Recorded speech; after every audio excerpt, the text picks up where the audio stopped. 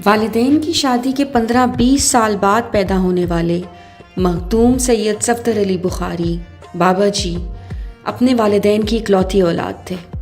बड़ी मन्नतों मुरादों के बाद पैदा हुए।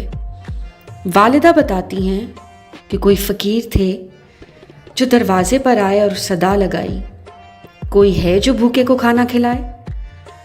उनकी वालिदा ने खाना भेजा। मजजूब फ़कीर थे।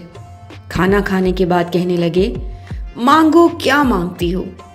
उनकी वालिदा ने जवाब दिया, ये सैयद का दर है, यहाँ दिया जाता है, लिया नहीं जाता।